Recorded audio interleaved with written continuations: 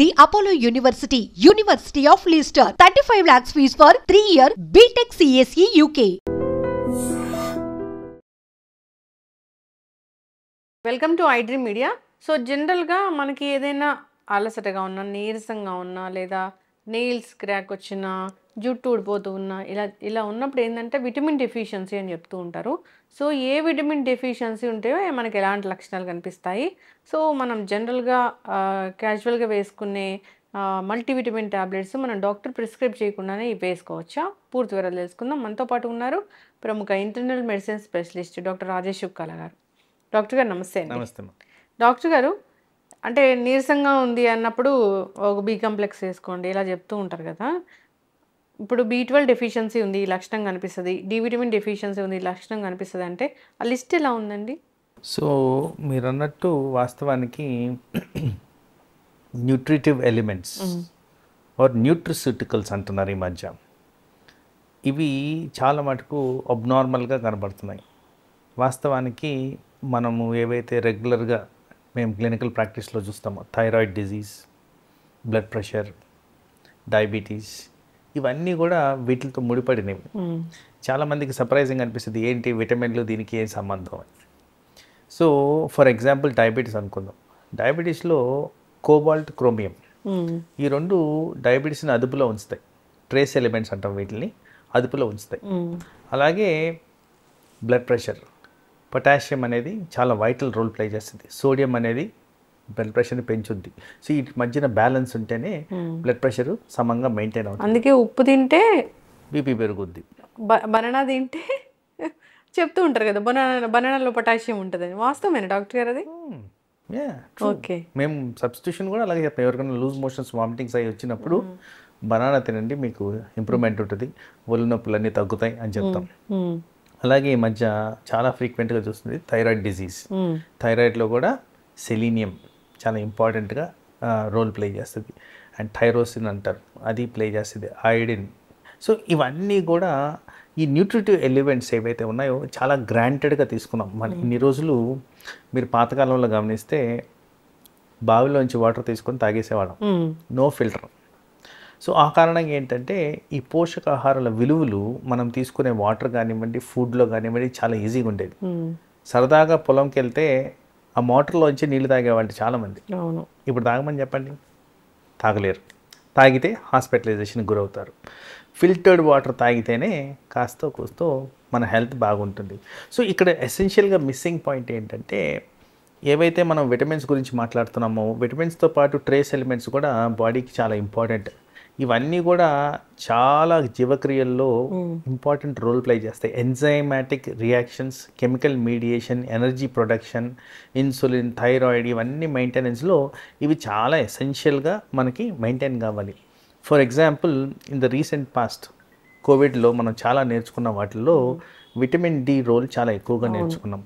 Vitamin D role ఏం గమనించారు? మన దగ్గరే కదా, ప్రపంచవ్యాప్తంగా స్టడీస్ చేసి గమనించింది ఏంటంటే, కోవిడ్లో విటమిన్ డి ఎవరికైతే బాగా ఉంటుందో, పుష్కలంగా ఉంటుందో, వాళ్ళకి ఈ కోవిడ్ ఎఫెక్ట్ తక్కువగా ఉంది, రిక్వైర్మెంట్ ఆఫ్ హాస్పిటలైజేషన్ తక్కువగా ఉంది, ఐసీయూ అడ్మిషన్స్ తక్కువగా ఉన్నాయి, రికవరీ రేట్స్ బెటర్గా ఉన్నాయి. ఇవన్నీ కూడా గమనించారు. ప్రాపర్ స్టడీ చేసి వైటమిన్ డి ఇస్తే కోవిడ్ నుంచి త్వరగా రికవర్ అవుతున్నారని కూడా ఎస్టాబ్లిష్ చేశారు. అంటే ఇండైరెక్ట్గా ఏం చెప్తున్నారు?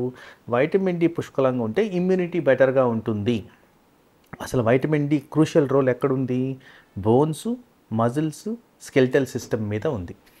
ఇది కాక వీటిలన్నిటిలో కూడా రోల్ ప్లే చేస్తుంది. వాస్తవానికి ప్రతి కణానికి సంబంధించి వైటమిన్ డికి ఇంపార్టెంట్ రోల్గా గమనిస్తున్నారు. సో ఫ్రీక్వెంట్గా క్లినికల్ ప్రాక్టీస్లో గమనించేది విటమిన్ డి డెఫిషియన్సీ. ఈ విటమిన్ డి డెఫిషియన్సీ ప్రజెంటేషన్ ఎట్లుంది? మీరు చెప్పినట్టు చాలా వీక్గా ఉండడం, ఎముకలు, కండరాలు నొప్పులకు గురవడం, చేత కాకపోవడం, ఊరికే ఇన్ఫెక్షన్స్ రావడం, అలసటగా అనిపించడం, హెయిర్ ఫాల్కి గురవడం, ఏదైనా ఇన్ఫెక్షన్ వస్తే ఈజీగా తగ్గకపోవడం, బోన్స్ ఈజీగా విరిగిపోవడం, మజిల్ పెయిన్స్ ఈజీగా రావడం, ఏదైనా స్పోర్ట్స్ ఆర్ గేమ్స్ యంగ్ పీపుల్లో ఆడదామన్నా చేత కాకపోవడం, ఇలాంటివన్నీ ఫ్రీక్వెంట్గా చూస్తున్నాం. సో ఈవెన్ ఒక 20-year-old పర్సన్ వచ్చినా కానీ ఇలాంటి ప్రజెంటేషన్ ఉంటే compulsory evaluation of vitamin D అనేది చేయాల్సిన పరిస్థితి. తర్వాత వైటమిన్ B12, దీనికి కూడా ప్రిడామినెంట్లీ సిగ్నిఫికెంట్ రోల్ కనిపిస్తుంది. ఎందుకంటే ఈ ఈ విటమిన్ విలువలు కూడా చాలా తక్కువగా ఉన్నాయి ఏది మన ఆహారంలోంచి రావడానికి. వాస్తవానికి చాలామంది ప్రాక్టీస్లో అడుగుతారు, ఒక న్యాచురల్ సోర్స్ చెప్పండి, ఈ ట్యాబ్లెట్లు మేము వేసుకోమంటారు. అవును. అసలు మిమ్మల్ని నేను ఒక ప్రశ్న అడుగుతాను, మీకు తెలిసిన ఒక pure substance, any food substance మీరు చెప్పండి అని చెప్తే ఆన్సర్స్ లేవు. మిల్క్ లేదు, వాటర్ లేదు, గాలి లేదు, భూమి లేదు, ఎవ్రీథింగ్ ఈజ్ పొల్యూటెడ్. సో ప్రతి దాంట్లో పొల్యూషన్ ఉన్నప్పుడు మీకు ఎక్కడి నుంచి సోర్స్ ఆఫ్ విటమిన్ అనేది వస్తుంది? ఇన్ జనరల్ చెప్పుకోవడానికి బాగుంటుంది, ఇదిగోండి ఇలాంటి నాన్ వెజ్ ఐటమ్స్ బాగా తింటే ఈ B12 వస్తుంది. బట్ నాన్ వెజ్ ఐటమ్స్ ఎక్కువగా తింటే వెంటనే నేనే చెప్తాను మీ కొలెస్ట్రాల్ పెరుగుతుందండి, వద్దండి మీరు తినొద్దు అని చెప్తాను. సో ఈ విధంగా చూసుకుంటే ఆబ్వియస్గా మనకు అర్థమయ్యేది ఏంటంటే న్యాచురల్ పద్ధతుల్లో కన్నా కంట్రోల్డ్ మెకానిజంతో ప్రాపర్గా విటమిన్స్ ఎవాల్యుయేట్ చేసుకొని లెవెల్స్ అండర్స్టాండ్ చేసుకొని దాన్ని కరెక్ట్ చేసుకోవడం అనేది important. Either injection form, tablet form, ఎలా కావాలంటే అలా తీసుకోవడం అనేది ఇంపార్టెంట్. చాలా మందిలో ఈ మధ్యకాలంలో జీర్ణాశయానికి సంబంధించిన సమస్యలు వస్తాయి, పర్టికులర్గా గ్యాస్ ట్రబుల్ అంటారు. సో గ్యాస్ ట్రబుల్కి ఫ్రీక్వెంట్గా తీసుకుంటున్న ట్యాబ్లెట్స్ ఏవైతే ఉన్నాయో ఓవర్ ద కౌంటర్ చాలా ఫ్రీక్వెంట్గా వాడేస్తుంటారు ఇర్రెస్పెక్టివ్ ఆఫ్ ఎనీథింగ్. వాళ్ళల్లో ఈ అబ్జార్ప్షన్ కెపాసిటీ కోల్పోతున్నారు. ఎందుకు అంటే ఈ కెమికల్ మీడియేషన్ ఏదైతే జరుగుద్దో యాసిడ్ సప్రెషన్ సబ్స్టెన్స్ తీసుకుంటారు వీళ్ళు, ఇది గ్యాస్ ట్రబుల్కి. యాసిడ్ ఎప్పుడైతే సప్రెస్ అయిపోద్దో absorption of certain vitamins and minerals సరిగ్గా ఉండదు. సో ఆ కారణంగా వీళ్ళకి డెఫిసిట్ అనేది ఆల్రెడీ ఉన్నది ఇంకా ఎక్కువగా కనబడుతూ ఉన్నది. సో ఈ జీర్ణాశయానికి సంబంధించి ఇంకో విధంగా చూసుకుంటే ఈ మధ్యకాలంలో ఇరిటబుల్ బవల్ సిండ్రోమ్ ఎక్కువగా వింటుంటాం. ఫ్రీక్వెంట్గా మోషన్స్ అవడం, తినంగానే వెళ్లాల్సిన అవసరం రావడం, అజీర్ణంగా గురవడం, ఇలాంటివన్నీ కూడా ఇరిటబుల్ బవల్ సిండ్రోమ్. ఈ ఇరిటబుల్ బవల్లో కూడా సరిగ్గా అబ్జార్బ్ కాకపోవడం అనేది జరుగుతుంది. ఎందుకంటే అబ్జార్ప్షన్ లోపల ఇది వెళ్ళిపోతుంది బయటకి ఆ రియాక్షన్ వల్ల. సో వాళ్ళకు కూడా విటమిన్ లోపాలు, విటమిన్తో పాటు ఈ న్యూట్రిసిటికల్స్ లోపాలు కూడా కనపడుతున్నాయి. గట్ హెల్త్ ఎవరికీ లేదు, గట్ హెల్త్ ఎవరికి లేదని చాలా మటుకు సఫర్ అవుతున్నారు. దీనికి ప్రథమంగా తీసుకుంటే ఇప్పుడు గట్ హెల్త్ గురించి ఒక చిన్న మాట మాట్లాడుకుంటే మానసిక ఒత్తిడులు ఎక్కువగా ఉన్నాయి, దానివల్ల ఇరిటబుల్ బౌల్ పెరుగుతుంది. ఫుడ్ అడల్టరేషన్ ఎక్కువ ఉంది, ఫుడ్ అడల్టరేషన్ వల్ల మనకు రావాల్సిన ప్రాపర్ కంటెంట్ రావట్లేదు. సో ఎలా బాడీలోకి ఇలాంటివన్నీ వస్తాయి? సో ఆ కారణంగా ఏమవుతుంది, మనకి బాడీలో డెఫిషియన్సీస్ అనేవి చాలా క్లాసికల్గా కనబడుతున్నాయి. చాలామంది ఆశ్చర్యపోతారు, అదే నాకు రావడం ఏంటి డయాబెటీస్, నాకు రావడం ఏంటి థైరాయిడ్ అంటే మరి ఇట్లాంటి ఆహారాలు తిన్నప్పుడు ఇలాంటివే వస్తాయి. సో మనం అందరం అనుకునేది ఏంటి, నేను షుగర్ ఎక్కువ తిన్నాను అందుకోసం వస్తుందండి. షుగర్ ఒక్కటే కాదండి, వేరే కారణాల వల్ల కూడా మనకి షుగర్ వ్యాధి, థైరాయిడ్ వ్యాధి, బీపీ ఇవన్నీ వస్తున్నాయి. సో అది మనం రియలైజ్ చేయాల్సిన అవసరం ఉంది, దాన్ని కరెక్ట్ చేయాల్సిన అవసరం కూడా తప్పనిసరిగా ఉంది. ఈ విధంగా మనం ప్రాపర్గా అనలిటికల్గా వాటిని ఎంత లెవెల్కి ఉన్నాయి, ఉండాల్సిన లెవెల్కి ఉన్నాయా లేవా. తర్వాత నేను ప్రాక్టీస్లో గమనించింది ఏంటంటే, మేము 6 నెలల క్రితం టెస్టులు చేయించుకున్నామండి, అన్నీ నార్మల్ ఉన్నాయి అంటారు. అన్నీ నార్మల్ ఏ లెవెల్కి ఉన్నాయి, మనకు కావాల్సిన లెవెల్కి ఉన్నాయా లేవా. ఎందుకంటే ఆ రేంజ్కి లోయర్ ఎండ్ ఉన్నా కానీ వీళ్ళు ఉన్నాయని అనుకుంటున్నారు, తప్పుగా అర్థం చేసుకుంటున్నారు. యాక్చువల్లీ అట్లీస్ట్ మిడ్ పాయింట్ కన్నా ఉండాలి. ఫర్ ఎగ్జాంపుల్ వైటమిన్ B12 తీసుకుందాం, అది 200 నుంచి 900 వరకు రేంజ్లో ఉండాలి. చాలామంది 200 రాగానే అమ్మ సరిపోయింది అనుకుంటున్నారు, కానీ 200 బాడీలీ నీడ్స్కి సరిపోవట్లేదు. అది కనీసం 500, 600 మెయింటైన్ అయితేనే దాని బాడీలీ నీడ్స్ మెయింటైన్ అయ్యే విధంగా ఉంటున్నాయి. B12 విటమిన్ చాలా మటుకు రక్త కణాల ఫార్మేషన్కి, హార్ట్కి సంబంధించిన వ్యాధులకి, నర్వస్ సిస్టమ్కి సంబంధించిన వ్యాధులకి, కండరాలకు సంబంధించిన వ్యాధులకి, ఇలా వివిధ రకాలుగా రోల్స్ ప్లే చేస్తాయి. కాబట్టి అది ఈ క్రూషియల్ విటమిన్ కింద తయారవుతుంది. సో అందుకోసం ఆ డెఫిషియన్సీ రాగానే ఏదో ఒక బాడీలీ డిఫరెన్సెస్ కనపడి మా దగ్గరికి రావడం జరుగుతుంది, మేము అనలైజ్ చేయడం జరుగుతుంది. వాస్తవానికి అన్ఫార్చునేట్ థింగ్ ఏంటంటే వీళ్ళు 6 months 1 year బ్యాక్ టెస్టులు చేసుకో ఉంటారు, కానీ అది ఎవరికి చూపెట్టరు, లోపల పెట్టేసుకుంటారు. దాని కారణంగా అది డిలేడ్ ప్రెజెంటేషన్, సో దాని కరెక్షన్ కూడా డిలే అనేది జరుగుతుంది. సో దీన్ని ఈజీగా కరెక్ట్ చేసుకునే పద్ధతులు ఏంటంటే ప్రాపర్గా డాక్టర్ దగ్గరికి వెళ్ళి కరెక్టివ్ మెజర్స్ తీసుకొని దాన్ని ఫాలో అప్ చేసుకుంటే. ఇక్కడ ఒక ప్రాక్టికల్ పాయింట్ కూడా చెప్పాలి. 3 నెలలు చెప్పారండి, 3 నెలలు వేసుకున్నాం అయిపోయింది అనుకుంటారు. ఫుడ్లోంచి రావాల్సింది 3 నెలల తర్వాత ఎక్కడి నుంచి వస్తుంది? అది రానందుకు మీరు సబ్స్టిట్యూషన్ వేసుకున్నారు, అది కంటిన్యూ చేయకపోతే మళ్ళీ డెఫిషియన్సీ వస్తుంది. సో ఈ విధంగా ప్రాపర్గా ఆలోచించి ప్రాపర్గా దాన్ని మెయింటైన్ చేస్తే ఇట్లాంటి ఐటమ్స్ మనకి డెఫిషియన్సీ రాకుండా, హెల్త్లో ప్రాబ్లమ్స్ రాకుండా మనం కాపాడుకోవచ్చు. డి విటమిన్ డెఫిషియన్సీ అనేది మనం చాలా మందిలో చూస్తున్నాం డాక్టర్ గారు. ఎవరికి టెస్ట్ చేయించినా కానీ డి విటమిన్ డెఫిషియన్సీ అయితే ఉంటుంది. దానికోసము టాబ్లెట్స్ మంచివా, ఇంజెక్షన్స్ మంచివా, లేదంటే లిక్విడ్ లాగా వస్తుందా, అది మంచిదా, ఏది మంచిది అసలు తీసుకోవాలంటే? దీని ముందు ఒక చిన్న థింగ్ చెప్తాను నేను. చాలామంది అంటారు మేము పొద్దున్నే సాయంత్రం వరకు పొలంలో పనిచేస్తున్నాం, ఎండలో తిరుగుతున్నాం, మాకెందుకు వస్తుందండి అంటున్నారు. ఇక్కడ కొద్దిగా సైంటిఫిక్ అనాలిసిస్ గురించి మాట్లాడితే ozone effect, green house effect ఇవన్నీ ఏంటంటే పొల్యూషన్ కారణంగా అట్మాస్ఫియర్లో వస్తున్న changes.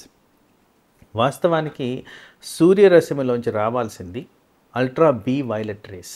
Ultra B violet rays మనకి వైటమిన్ డి ప్రొడక్షన్కి పనికొచ్చే రేస్. అవి రావట్లేదని సైంటిఫిక్ డేటా అనాలిసిస్. అది రానప్పుడు మీకు వైటమిన్ డి తయారవుతుంది, మీరు ఎంతైనా ఎండలోకి ఎక్స్పోజ్ అవ్వండి, రాదు. So that is the first thing. రెండోది ఏంటంటే మీరు అన్నట్టు ఏ form of vitamin D correct. ఇప్పుడు నేను మీతో అన్నాను జీర్ణాశయ సమస్యలు ఉన్నాయండి, చాలా ఫ్రీక్వెంట్గా చూస్తున్నాము, గ్యాస్ట్రిక్ ట్రబుల్ ఉందంటే వీళ్ళల్లో ఇప్పుడు నేను ట్యాబ్లెట్ ఫామ్ ఇస్తే వాళ్ళకి లెవెల్స్ రీచ్ కావు, ఇంజెక్షన్ ఫామ్ అయితేనే బెటర్గా రీచ్ అవుతాయి. సో పర్సన్స్ కండిషన్స్, వాళ్ళకు అసోసియేటెడ్ మెడిసిన్స్ ఇవన్నీ బట్టి డాక్టర్ ద్వారా దాని డెసిషన్ తీసుకోవడం అనేది ఇంపార్టెంట్. చాలామందిలో నేను గమనించింది ట్యాబ్లెట్లు వాడుతున్నా కానీ లెవెల్స్ పెరగకుండా ఉన్నాయి. దానికి కారణాలు ఏంటి? ఇట్లా గ్యాస్ ట్రబుల్ ఉండి ఆ ప్యాన్ ట్యాబ్లెట్లో, గ్యాస్ట్రిక్ ట్యాబ్లెట్లో వాడడానికి ప్రాబ్లం రావడం గమనిస్తున్నాను. సో అందుకోసం మీరు డాక్టర్ని సంప్రదించి మీకు ఏది కరెక్ట్ పద్ధతిలో ఇది చేస్తే కరెక్ట్ అనేది, ఎంత దూరం చేయాలి, ఎంత క్వాంటిటీలో చేయాలి, ఎన్ని రోజులు చేయాలి అనేది డాక్టర్ ద్వారా నిర్ణయించడం అనేది ఇంపార్టెంట్. ఇప్పుడు అంటే మాకు కోవిడ్ తర్వాత చాలా తెలివి వచ్చేసింది, మల్టీవిటమిన్ వేసుకుంటే మనకి ఇమ్యూనిటీ బాగా పెరుగుతుందని అనుకుంటూ ఉన్నాం. కాబట్టి మల్టీవిటమిన్ వాడకం అనేది ఎక్కువగా పెరిగిపోయింది. సో ఇప్పుడు విటమిన్సే కదా డాక్టర్ గారు, డాక్టర్ ప్రిస్క్రైబ్ చేయకుండా తీసుకుంటే ఏమవుతుంది? సో మీరు అన్నట్టు yes, it's a welcome sign. చాలా బాగా అండర్స్టాండింగ్కి వచ్చారు, హెల్త్ కాన్సెప్ట్స్ మీద అవేర్నెస్ అనేది పెరిగింది ఆఫ్టర్ కోవిడ్. ప్రజల్లో కూడా ఎలా హెల్తీ హ్యాబిట్స్ మెయింటైన్ చేయాలి, ఎలా వాకింగ్ చేయాలి, ఏం చేయాలి అనేది ఒక ఐడియా వచ్చింది. That is a very good thing. అయితే ఈ ఓవర్ ద కౌంటర్ వాడేటప్పుడు ఇష్టం వచ్చినట్టు వాడిన దానివల్ల సైడ్ ఎఫెక్ట్స్ కూడా మనం గ్రహించాల్సిన అవసరం ఉంది. తరచుగా గమనిస్తుండేది ఏంటంటే over dosage of vitamins. Over dosage వల్ల కూడా మనకి ప్రాబ్లమ్స్ వచ్చేదానికి ఆస్కారం ఉంది. ఫర్ ఎగ్జాంపుల్ వైటమిన్ ఏ ఎక్కువగా ఉంటే బ్రెయిన్ మీద కొన్ని ఎఫెక్ట్స్ చూపిస్తుంది. అలాగే వైటమిన్ డి ఎక్కువగా ఉంటే మస్క్యులోస్కెలిటల్ అంటే కండరాలకు భాగానికి, ఎముకలకు భాగానికి సంబంధించి కొన్ని ప్రాబ్లమ్స్ వస్తాయి. ఏం ప్రాబ్లమ్స్ వస్తాయి? నొప్పులు, విపరీతమైన కాన్స్టిపేషను, లేకపోతే చేతకాకపోవడం, ఫెటిగ్నెస్, ఇలాంటివన్నీ వస్తాయి. రాల్డ్ ఫార్మేషన్, చాలా చాలా రకాలుగా ఓవర్ డోసేజ్ వల్ల ప్రెసెంట్ అయ్యేదానికి ఆస్కారం ఉంది. సో అందుకోసమే అబ్నార్మల్గా వైటమిన్ ఇంటేక్ కన్నా, ఫర్ ఎగ్జాంపుల్ మీరు అన్నారు మల్టీ వైటమిన్ వేసుకోవడంలో ప్రాబ్లం ఏంటి అని. ఎస్, తీసుకోండి, కానీ అది ఎప్పుడు తీసుకోవాలంటే short duration of period. Suppose flu జ్వరాలు వస్తున్నాయి, ఫ్లూ జ్వరాల్లో బాడీ ఇమ్యూనిటీ ప్రాపర్గా మెయింటైన్ అయితే మంచిది. ఎందుకంటే న్యాచురల్గా మనకి విటమిన్స్ లోపాలు ఉన్నాయి కాబట్టి ఆ విటమిన్స్ ఇమ్యూనిటీని ఇంప్రూవ్ చేస్తున్నాయని సైంటిఫిక్ అనాలిసిస్ ఉంది కాబట్టి ఆ టైంలో short period of time, maybe for a week 10 days వేసుకుంటే డెఫినెట్లీ బాడీలీ ఎఫెక్ట్స్ అనేవి వస్తాయి. అదే లాంగ్ స్టాండింగ్గా మీరు వాడుతున్నారు అనుకోండి, దాని కారణంగా అవయాల మీద, పర్టికులర్గా లివర్, కిడ్నీ మీద ఎఫెక్ట్స్ జరిగేదానికి ఆస్కారం ఉంది. ఎందుకంటే టాక్సిక్ లెవెల్స్ ఏవైనా వెళ్ళి ఎఫెక్ట్ అయినప్పుడు ప్రథమంగా ఎఫెక్ట్ అయ్యేవి ఈ లివరు, కిడ్నీ. సో మెజర్మెంట్ లేకుండా చేసుకున్న దానివల్ల విటమిన్ ద్వారా వచ్చే సైడ్ ఎఫెక్ట్ కాకుండా ఈ అవయాల మీద కూడా ఎఫెక్ట్ పడిగేదానికి ఆస్కారం ఉంది. అందుకోసం డాక్టర్ సలహాలు లేకుండా డైరెక్ట్గా విటమిన్స్ తీసుకోవడం మంచిది కాదు. ఇప్పుడు విటమిన్ డెఫిషియన్సీ ఉందో లేదో తెలుసుకోవాలంటే వాటికి సపరేట్ టెస్ట్ ఉంటుందా? ఎస్, విటమిన్ అనాలిసిస్ చేసుకోవచ్చు. పర్టికులర్గా మీరు చెప్పే ప్రాబ్లమ్స్ బట్టి ఏ విటమిన్ పర్టికులర్గా మనం చూసుకోవాలి అనే దాన్ని బట్టి. విటమిన్ అనాలిసిస్ అనేది ఒక టెస్టా డాక్టర్ గారు? ఎస్, ఎవరైనా చేసుకోవచ్చు. ఎవరైనా చేసుకోవచ్చు. ఓకే, ఎస్, చక్కగా చెప్పారు డాక్టర్ గారు. ఇప్పుడు ఈ రకరకాల హెల్త్ ఇష్యూస్ వస్తున్నాయి అంటే, సో మనం సరైన ఆహారం తీసుకోవట్లేదు, సరైన పద్ధతిలో తీసుకోవట్లేదు అనేది అందరికీ తెలిసిన విషయమే. అంటే డాక్టర్ ప్రిస్క్రైబ్ చేసినప్పుడు ఖచ్చితంగా వాటిని తీసుకోవాలి. న్యాచురల్ సోర్స్ కోసం చూసుకుంటే అది మనకి సఫిషియెంట్‌గా వచ్చేదానికి చాలా టైం అనేది పడుతుంది. సో, ఈ లోపల జరిగే డ్యామేజ్ అంతా జరిగిపోతుంది.